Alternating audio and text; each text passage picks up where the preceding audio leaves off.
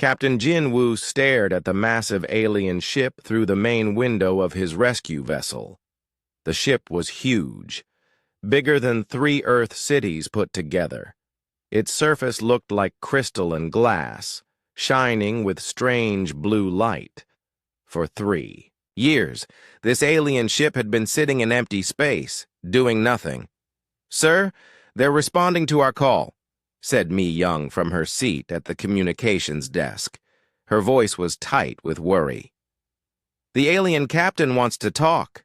Jinwoo nodded. He had flown rescue missions for 15 years, but he had never seen anything like this. The ship belonged to the Velthari, a race of aliens known for being smart and logical. They never wasted time. They never sat in one place for years. But this ship had been here since Dai-Ho disappeared.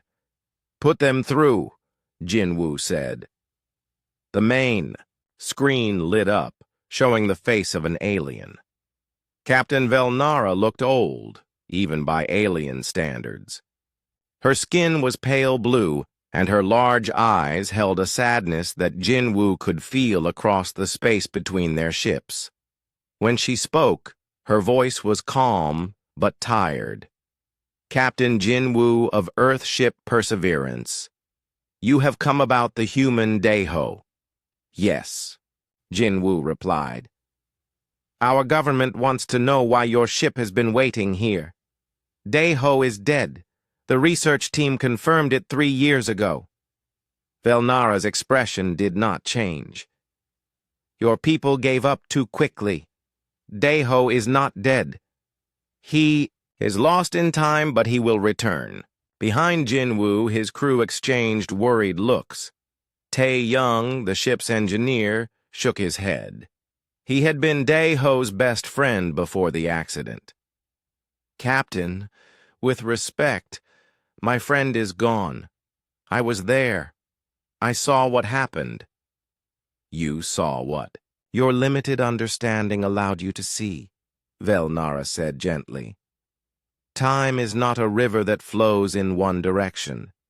It is an ocean with many currents. Dai-Ho learned to swim in those currents." Dr. Yoon Soo, the mission's lead scientist, stepped forward. She was a small woman with gray hair and sharp eyes. "Captain Velnara, we appreciate your faith, but our sensors found no trace of Dai-Ho after the spatial anomaly collapsed. No life signs, no energy patterns, nothing." "Your sensors look for what exists in your timeline," Velnara replied. "They cannot see what exists between timelines." Jinwoo felt a headache starting. The mission briefing had warned him that dealing with aliens could be confusing, but this was worse than he expected. "Captain Velnara, I need you to explain this in simple terms. Why do you believe Dai-Ho is alive?" The alien captain was quiet for a moment. Then she said, "May I show you something?" "Go ahead." The screen changed to show the inside of the alien ship. Jinwoo saw a large room filled with strange machines that hummed and glowed. In the center was a console covered with symbols and lights. As they watched, one of the lights started blinking. "This machine tracks quantum signatures," Velnara explained. "Every living being has a unique pattern. 3 years ago, when your friend disappeared, his pattern did not vanish. It became scattered across multiple time streams." "What does that mean?" asked So-hee, Dai-Ho's sister. She had insisted on joining the rescue mission, even though everyone told her it was hopeless. "It means he exists in many different times at once," Velnara said. "Sometimes we detect him in the past, sometimes in possible futures. But always, his pattern is strongest here, at this location. He is trying to return to this exact spot in space." Tae Young laughed, but it was not a happy sound. "That's impossible. Time doesn't work that way." "For your people, perhaps not," Velnara agreed. But Daeho was exposed to energies that changed him. His final transmission contained mathematical equations that described temporal navigation. No Velthari has ever achieved such knowledge. Jin Woo remembered reading about that transmission in the mission files. It had been dismissed as random noise caused by the spatial anomaly. You're saying Daeho learned to control time? I am saying he is learning. Each time we detect his signature, the mathematical patterns in the quantum field become more complex. He is growing stronger, more skilled. Soon, he will have enough control to return. And if you're wrong? Dr. Yun-Su asked. Velnara looked directly at her. Then I will have wasted 3 years of my ship's time. But if I am right, I will have preserved something precious. Knowledge that could change how both our species understand the universe. The room fell silent. Jin Woo looked at his crew. Tae Young was staring at the alien machine, hope and doubt fighting in his expression. So he had tears in her eyes. Doctor, Yun-Su looked skeptical but thoughtful. Captain, Jin Woo said finally, our orders are to bring this situation to an end. Earth Command thinks you're wasting resources on a false hope. Perhaps, Velnara said, but we Velthari have a law called Keth Valar. It means we must preserve unique knowledge even at great cost. Your friend Daeho has knowledge that neither of our species has ever possessed. What if the knowledge is too dangerous? Asked Hyun-Woo, the mission's security chief. All knowledge carries risk, Velnara replied. But the risk of ignorance is always greater. As if responding to her words, the alien machine suddenly came alive. Lights flashed across its surface, and a sound like singing filled the air. On the screen, Jin Woo could see alien crew members rushing to their stations. What's happening? So he asked. Velnara smiled for the first time since the conversation began. He is close. Daeho is very close to breaking through. Captain Jin Woo, I suggest you prepare your ship. When he returns, the space around us may become very unstable. Jin Woo felt his heart start to race. Part of him wanted to believe the alien captain, but his training told him to be careful. How can you be so sure? Because, Velnara said, 3 years ago I made a promise to a dying human that I would wait for his friend to come home. I have never broken a promise, Captain Jin Woo. I do not intend to start now. The transmission ended, leaving Jin Woo and his crew staring at a dark screen. Outside their ship, the alien vessel continued to wait, as it had for 3 long years, holding faith in the impossible return of one lost human. 3 years earlier, the research station had been filled with excitement. The joint human and Velthari mission was the first of its kind.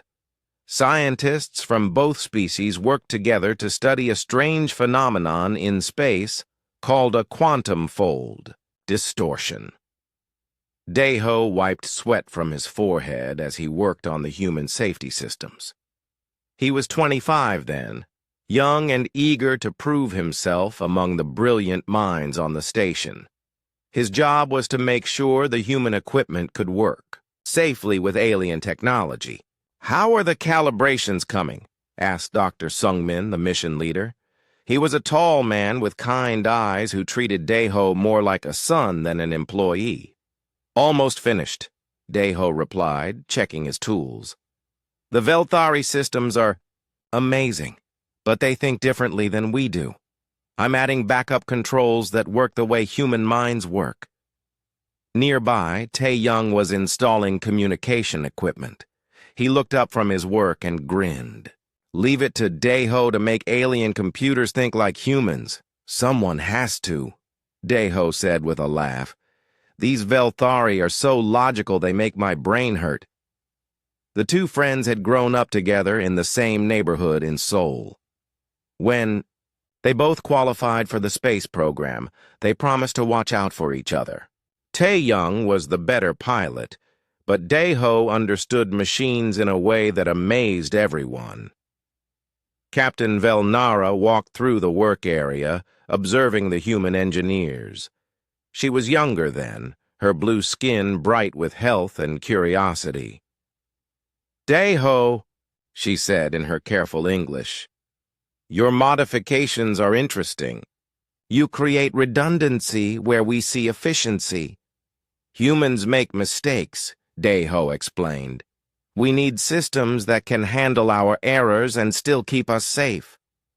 "Fascinating," Velnara murmured. "We design systems that prevent errors. You design systems that forgive them." The conversation was interrupted by alarms. Mi-young's voice came over the speakers from the main control room. "All teams, we have an unexpected energy surge in the quantum field. The distortion is growing rapidly." Dr. Sung-min grabbed his communicator. "How rapidly?" "It's doubled in size in the last 10 minutes, Mi-young replied. "Dr. Kethamiran says this is not normal behavior." Everyone rushed to the main observation deck. Through the large windows, they could see space itself bending and twisting. What had been a small ripple in reality was now a massive tear in the fabric of space and time. Colors that had no names swirled within the distortion. "Beautiful," whispered Dr. Yun-soo, but her voice was filled with fear as well as wonder. "And dangerous," added Dr. Sung-min. "All human personnel, prepare for emergency evacuation. We're leaving the station." "Wait," said Velnara. "Our instruments are still gathering valuable data. If we leave now, we lose everything. If we stay, we might lose our lives," Dr. Sung-min replied firmly. "I won't risk my people." As the two leaders argued, Dae-ho noticed something wrong with his control panel. The human safety systems were showing errors. The alien technology was being affected by the growing distortion in ways the Velthari had not predicted. "Tae-young," he called to his friend, "I need you to start the evacuation procedures. I have to fix the safety controls." "Forget the controls," Tae-young said. "Let's just get out of here." "I can't. If these systems fail while people are still on the station, the feedback could kill everyone." Dae-ho's fingers flew over his controls, trying to balance the delicate interaction between human and alien technology. The distortion grew larger. Energy readings climbed to dangerous levels. One by one, the alien scientists began evacuating to their ship. Dr. Sung-min ordered all humans to the escape pods. "Dae-ho, that's an order!" Tae-young shouted over the growing noise of the alarms. "Almost got it," Dae-ho muttered, not looking up from his work. "Just need another minute." But they didn't have another minute. The quantum field suddenly collapsed. Inward, then exploded outward in a wave of impossible energy. Dae-ho felt the wave hit him like a wall of lightning. Pain filled every cell of his body as reality twisted around him. "Transport complete," he heard himself say in a voice that didn't sound like his own. "Temporal displacement achieved, navigation protocols established." Tae-young reached for his friend, but his hand passed through empty air. Dae-ho was there, but also not there, his body flickering like a bad television signal. "Dae-ho!" Tae-young screamed, but Dae-ho was already falling through time. As consciousness left him, he could hear his own voice speaking impossible mathematics, describing the shape of time itself. The knowledge burned through his mind like fire, changing him in ways he could not understand. In the control room, Mi-young was recording everything. Her equipment captured Dae-ho's final transmission, though none of them understood what it meant. To human ears, it sounded like random noise mixed with mathematical formulas that made no sense. The evacuation happened Quickly after that, the human team escaped in their pods while the Velthari retreated to their ship. They searched for 3 days, using every sensor they had, but found no trace of Daeho. "He's gone," Dr. Sungmin said sadly. "The distortion took him." But Captain, Velnara was studying the recordings of Daeho's final moments. Her scientific mind saw patterns that the humans missed. The mathematics in his transmission was not random. It described something impossible: how to move consciously through different streams of time. "We cannot leave," she told her crew. "Captain, the human is dead," protested Science Officer Keth Mirren. "We have other missions waiting." "Look at these equations," Velnara said, showing the data to her officers. "This human somehow learned to navigate temporal currents. No being in known history has achieved such knowledge." "Perhaps it was just the effect of the distortion on his mind," suggested another officer. "No," Velnara said firmly. "This is real. Knowledge. Dangerous, powerful knowledge. If there is even a small chance he survived, we must wait for his return." The human ships left, taking their grief with them, but the Velthari remained, beginning a vigil that would last 3 years. Deep in space, Daeho tumbled through streams of time, slowly learning to swim in the ocean of moments, fighting to find his way back to the place where he belonged. Every day, Velnara's instruments detected faint traces of his quantum signature, scattered across different timelines. Every day she grew more certain that her faith was justified. Somewhere in the maze of time, Daeho was alive and learning to find his way home. Hyojin pressed her face against the transport window as her ship approached the alien vessel. She had been fighting for 3 years to get here, arguing with government officials and military commanders who thought the mission was a waste of time and money. "There it is," she whispered to herself. The ship that had waited for Daeho all this time. She remembered the last conversation she had with him before he left for the research mission. They had been planning their wedding, talking about the house they would buy when he returned. He had promised to bring her back something beautiful from space. "Dr. Hyojin," called Captain Jinwoo from the pilot's seat. "We're ready to dock with the alien ship. Are you sure you want to go aboard?" "I've been sure for 3 years," she replied. The docking process was smooth. Hyojin had studied Velthari technology during her long fight to join this mission. She was a xenobiologist, an expert in alien life forms, but she had learned engineering and physics too. Anything that might help her understand what happened to Daeho. Captain Velnara met them at the airlock. The alien looked older than in the video calls, her blue skin paler, her large eyes tired from years of waiting. "Dr. Hyojin," Velnara said in perfect Korean, "I have been hoping to meet you." "You learned my language?" "I learned about everything connected to Daeho," Velnara replied. "Your culture, your history, your way of thinking. I needed to understand why he could do what our greatest scientists cannot." They walked through corridors filled with beautiful crystalline walls that pulsed with soft light. Other aliens stopped, their work to watch the human visitors pass. Some looked curious, others seemed annoyed by the disruption. "My crew thinks I am foolish," Velnara admitted. 3 years is a long time to wait based on hope alone. "But you don't think it's hope alone, do you?" asked Woo Jin, the theoretical physicist who had joined the mission. "No," Velnara said, leading them into a vast chamber filled with humming machines. "I have evidence." The room was incredible. Screens covered every wall, showing streams of data and mathematical equations that hurt to look at. In the center stood the quantum detection device Jinwoo had seen in the video call.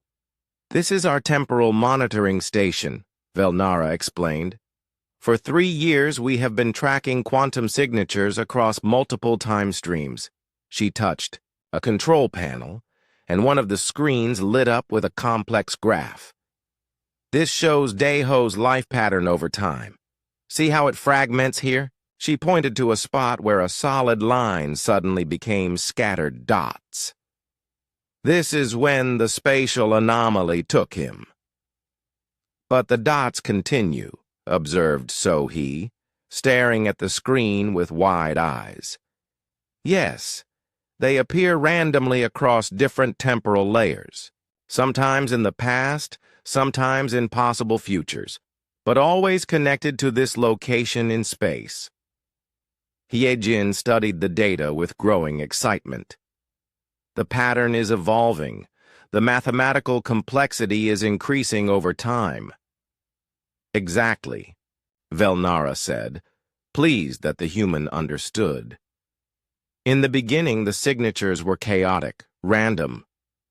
But gradually, they have become more organized, more purposeful. Woo-Jin was taking notes rapidly. This suggests conscious control. He's learning to navigate deliberately rather than just being swept along by temporal currents. But how is that possible? Asked Dr. Yun-Soo. Human brains aren't designed to process four-dimensional mathematics. Neither are Velthari brains, admitted Velnara.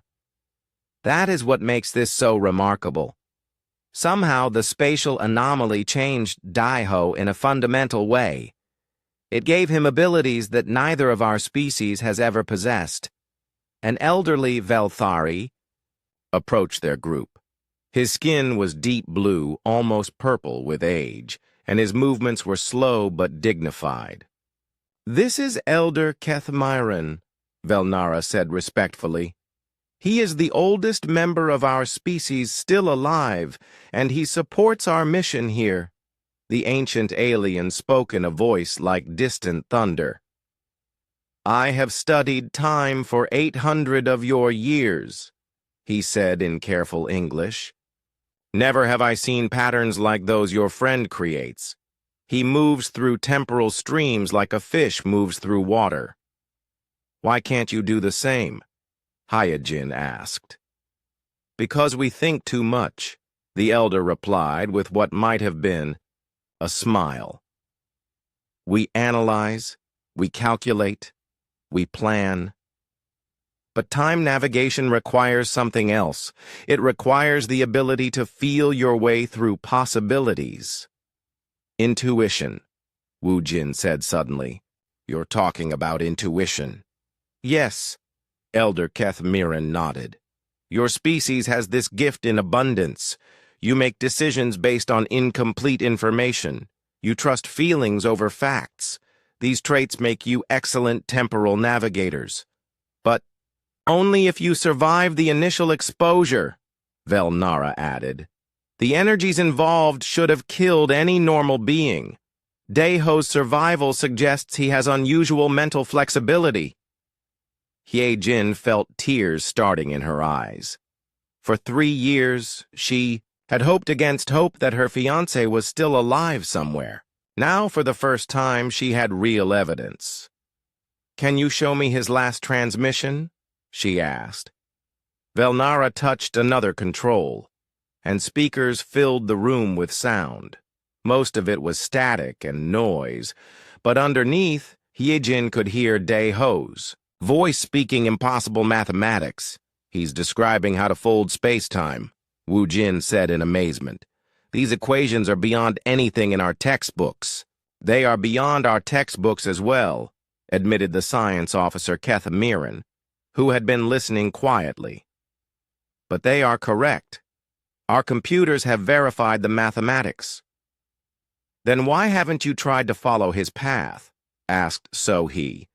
Because we lack the mental architecture, Kethmyron replied.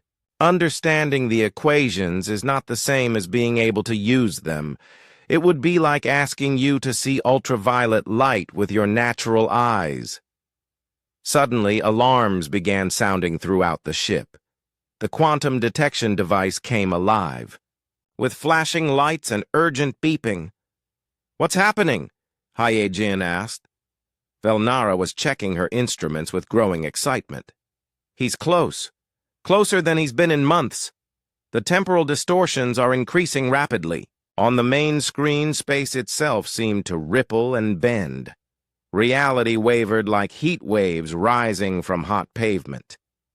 All ships, prepare for possible temporal displacement, Velnara announced over the communications system. Daeho is attempting to break through to our timeline. Hyejin gripped the railing as the ship shook around them. Through the rippling space, she thought she saw a figure moving in the distance.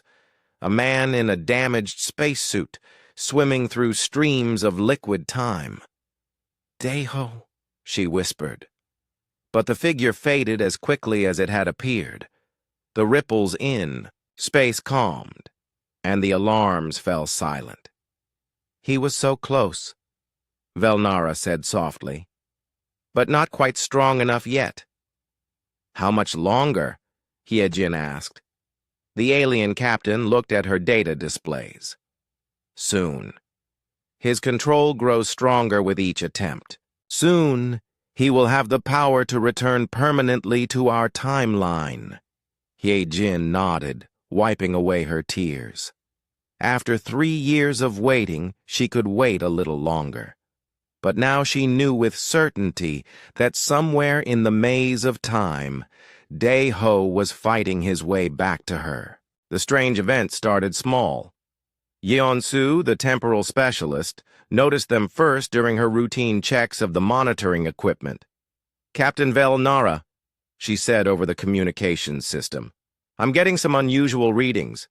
Time distortions are appearing randomly around both ships." In the observation deck of the human rescue vessel, Hyun-woo was checking security systems when he saw something impossible. Through the window, he watched Dae-ho walk past in the corridor behind him. But when Hyun-woo turned around, the corridor was empty. "Did anyone else see that?" he asked his teammates. "See what?" replied Jun-ho, a young engineer who had joined the mission to learn about the legendary Dae-ho. "Nothing," Hyun-woo muttered, but he started recording everything with his personal camera. On the Velthari ship, similar things were happening. Crew members reported brief glimpses of the lost human working alongside them. He would appear for a few seconds, solid and real, then vanish when they looked directly at him. "It's getting stronger," Velnara told the combined crew during an emergency meeting. "The barriers between timelines are weakening. Daeho's presence is bleeding through from other temporal streams. Hyejin had been living on the alien ship for 2 weeks, studying the quantum patterns with growing understanding. The mathematics show he's learning to control larger distortions. Each attempt creates bigger ripples in space-time." "Isn't that dangerous?" asked Captain Jin-woo. "What if he damages reality permanently?" Elder Kethmiran, who had become fascinated by human intuition, spoke up. "All growth involves risk, but the potential knowledge he could bring back is worth the danger." Not everyone agreed. Dr. Yunsu had been growing more worried as the strange events increased. "We're playing with forces we don't understand. What if we're putting both ships at risk?" "What if we're not?" countered Wu Jin. "What if this is the breakthrough that changes everything for both our species?" The argument was interrupted by another alarm. This time the distortions were stronger. Through the windows they could see space bending and stretching like elastic. Colors that didn't exist, painted impossible shapes in the void. "Multiple temporal breaches detected," reported Yeon-su from her station. "This is unlike anything we've recorded before." In the middle of the observation deck, air began to shimmer. Reality folded in on itself, and suddenly Daeho was standing there, solid and real as anyone else. "Hyejin?" he said, his voice uncertain. His spacesuit was damaged, and his hair was longer than it had been 3 years ago. His eyes held a depth that hadn't been there before, as if he had seen the secrets of time itself. "Dai-ho!" Hyejin rushed toward him, but her hands passed through his body like he was made of mist. "I can see you," he said wonderingly, "but I can't quite reach you yet. The temporal anchoring isn't stable enough." "How long have you been trying to get back?" asked Tae-young, tears streaming down his face.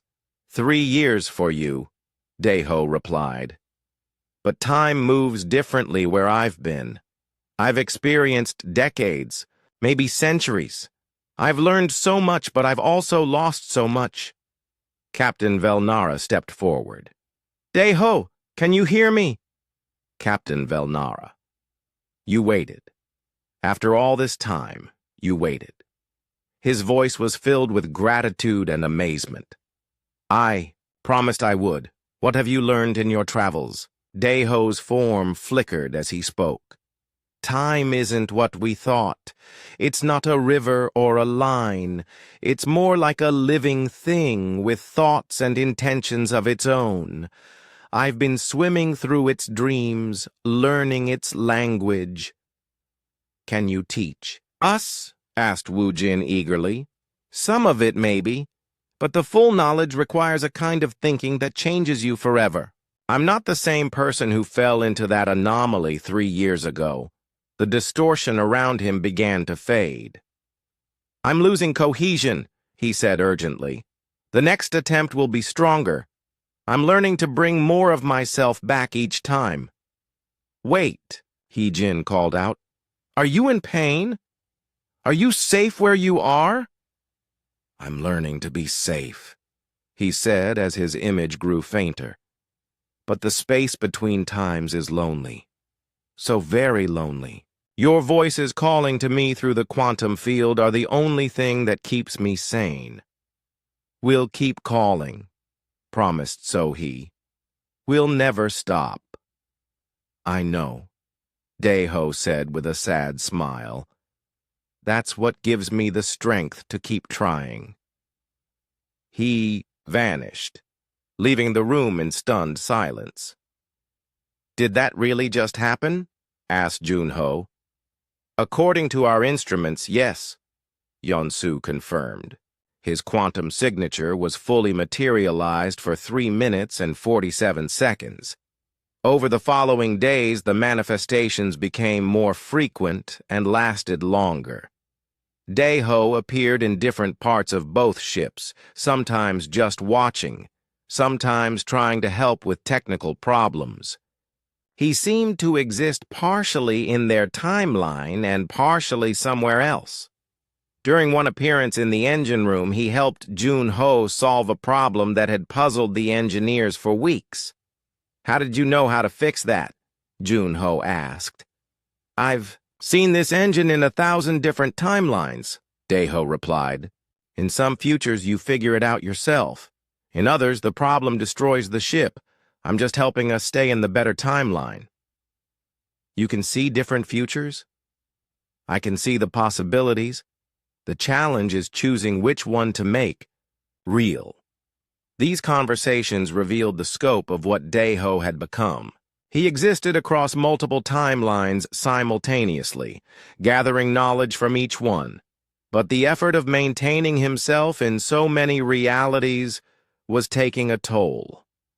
"He's fragmenting," Velnara explained to the worried crews. "Spreading himself, too thin across time. He needs to consolidate his existence into one timeline, or he'll be lost forever." "How do we help him?" Hyejin asked. "We anchor him," Elder Keth Mirren said.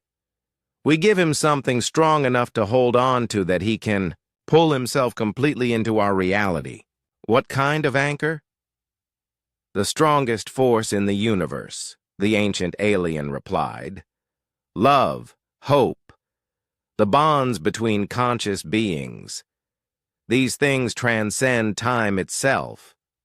So they began calling to him, not just with instruments and mathematics, but with their hearts. Jin spoke to empty air, telling him about their plans for the future.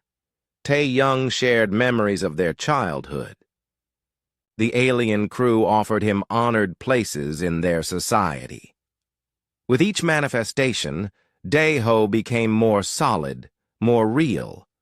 The time distortions grew larger, but also more controlled.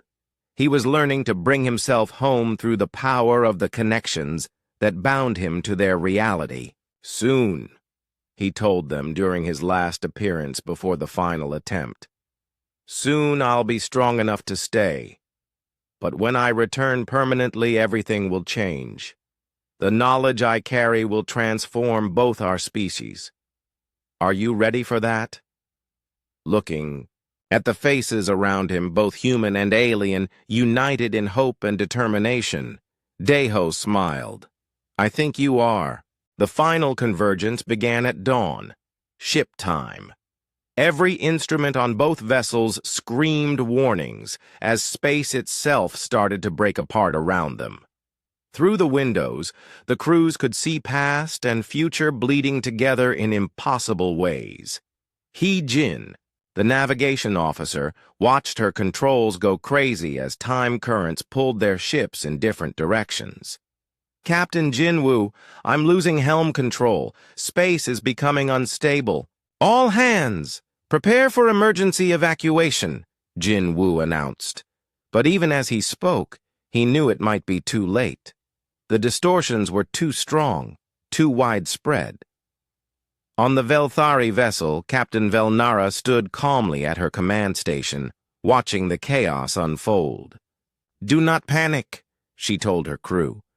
This is what we have been waiting for. Dae-ho is making his final attempt to return. Around them, reality twisted into impossible shapes. Kyung-soo, the communications expert, found himself talking to his own voice from yesterday. Captain Nari, who commanded the evacuation ships, watched in amazement as her ship existed in 3 different moments simultaneously. This is beyond anything in our science, Elder Kethmaran said with wonder. He has learned to reshape time itself. In the center of the storm, Dae-ho was fighting the greatest battle of his existence. For 3 years, he had been learning to swim in the ocean of time, but now he had to dive deeper than ever before. He needed to gather all the scattered pieces of himself from across multiple timelines and forge them into one complete being. The effort was enormous. In 1,000 different realities, he saw himself making this same attempt. In most of them, he failed, becoming lost forever in the space between moments. But in some timelines, he succeeded, returning home with knowledge that would change everything. He chose the path that led to success. Power beyond imagination flowed through him as he pulled reality into the shape he needed. Time bent to his will, space folded at his command. He felt like a god, and the feeling terrified him. No one being should have such power over the fundamental forces of existence. But the alternative was remaining lost forever, and he had promises to keep. Jin, he called across the dimensions, his voice reaching through every timeline where she existed. I'm coming home. The response came back to him amplified by love and hope, not just from Jin, but from all of them. Tae-young calling to his lost friend. So-hee crying for her brother to return. Captain Velnara holding firm to her faith that he would succeed. Their voices became his anchor, giving him the strength to compress his scattered existence into a single point in space and time. Reality exploded. When the light faded and the alarm stopped screaming, Dae-ho was standing in the center of the observation deck, solid and real and completely present. But he was changed. His hair had gone white from the stress of temporal travel, and his eyes held depths that seemed to reflect eternity itself. "Hello," he said simply. Jin ran to him, and this time her arms closed around solid flesh. They held each other tightly, 3 years of separation melting away in an instant. "You're real," she whispered. "You're actually here." "I'm here," he confirmed, but his voice carried strange harmonics, as if it was coming from multiple timelines at once. "But I'm not the same person who left. The things I've seen, the knowledge I've gained, it's changed me fundamentally." Captain Velnara approached them with deep respect. "Daiho, what have you learned in your travels?" He looked at her with eyes that seemed much older than his 28 years. "I've learned that time is alive, Captain. It has consciousness, intention, purpose. And I've learned that humans and Velthari think about it in ways that complement each other perfectly." "What do you mean?" asked Wu Jin, his scientific mind hungry for understanding. "Your people see time as a logical structure to be analyzed and understood," Daiho said to the aliens. "My people see it as something to be felt and experienced. Alone, neither approach can master temporal navigation. But together," he gestured, and space around them shimmered slightly. For a moment, everyone could see the branching paths of possibility stretching out into the future. "Together we can see not just what time is, but what it could become." Elder Kethmiran bowed deeply. "You have achieved what our greatest philosophers only dreamed of. What will you do with such knowledge?" Daiho looked around at the faces surrounding him, both human and alien, all united by the shared experience of the impossible. "I want to teach, but the full knowledge is too dangerous for anyone being to possess. It needs to be shared, studied, understood by many minds working together." "Are you saying we need to work together?" asked Dr. Yun-Su. "I'm saying we need each other," Daiho replied. "Human intuition and Velthari logic combined can explore aspects of reality that neither species could reach alone." Over the following hours, as the space around them gradually returned to normal, Daiho began sharing what he had learned. The mathematics were beyond anything in their textbooks, but the concepts were surprisingly simple once explained. "Time isn't a river," he told them. "It's more like a vast library, with every moment that ever was or could be stored in infinite books. Learning to navigate time means learning to read that library, to find the books that contain the realities you want to experience." "But why could you learn it when others couldn't?" asked Junho. "Because I had to," Daiho said simply.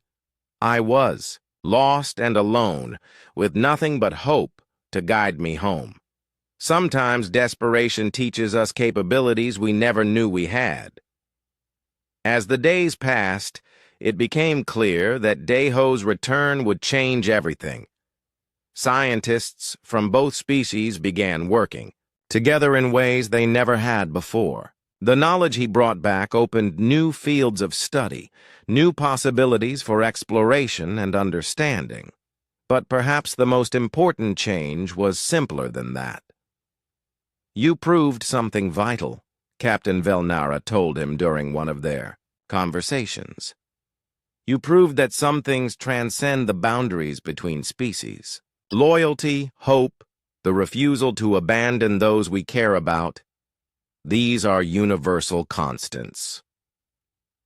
6 months later, the first joint human-Velthari temporal research station was established at the exact coordinates where the alien ship had waited. Daiho served as its director, his unique perspective allowing him to bridge the gap between human intuition and alien logic.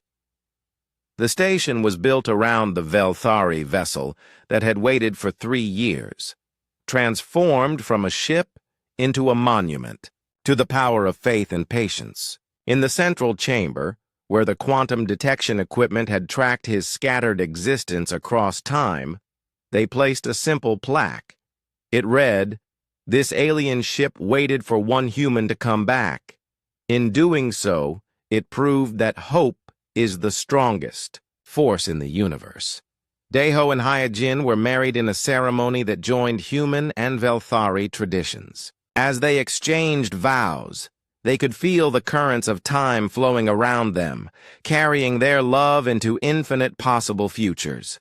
The universe was vast and strange, and full of wonders yet to be discovered. But they would discover them together, guided by the knowledge that no one ever has to face the impossible alone.